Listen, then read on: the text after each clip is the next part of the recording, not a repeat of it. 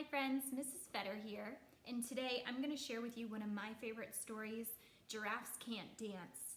And this is by Giles Andre and Guy Parker Reese.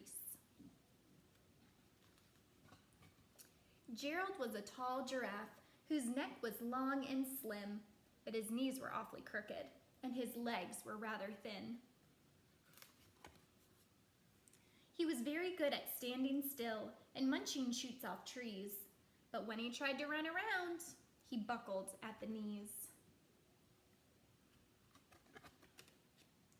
Now every year in Africa, they hold the jungle dance, where every single animal turns up to skip and prance.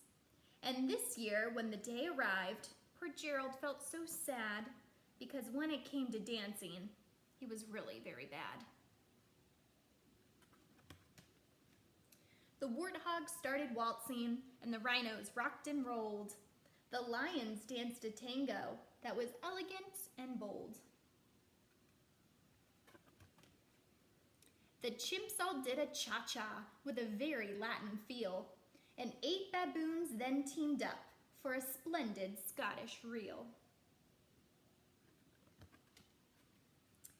Gerald swallowed bravely as he walked toward the floor.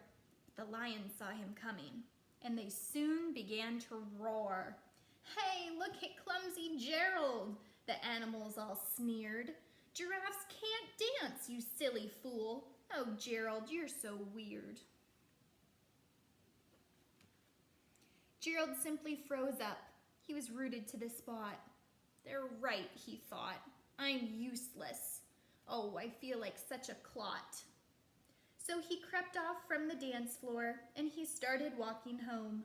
He'd never felt so sad before, so sad and so alone. Then he found a little clearing and he looked up at the sky. "The moon can be so beautiful," he whispered with a sigh. "Excuse me," coughed a cricket, who'd seen Gerald earlier on, "but sometimes when you're different, you just need a different song." Listen to the swaying grass and listen to the trees. To me, the sweetest music is those branches in the breeze. So imagine that the lovely moon is playing just for you. Everything makes music if you really want it to. With that, the cricket smiled and picked up his violin. Then Gerald felt his body do the most amazing thing. His hooves had started shuffling, making circles on the ground. His neck was gently swaying, and his tail was swishing round. He threw his legs out sideways, and he swung them everywhere. Then he did a backward somersault and leapt up in the air. Gerald felt so wonderful. His mouth was opened wide. "I am dancing, yes, I'm dancing, I am dancing," Gerald cried. Then, one by one, each animal who'd been there at the dance arrived while Gerald boogied on and watched him quite entranced. They shouted, "It's a miracle! We must be in a dream! Gerald's the best dancer that we've ever seen." "How did you learn to dance like that? Please, Gerald, tell us how." But Gerald simply twirled around and finished with a bow. Then he raised his head and looked up at the moon and stars above.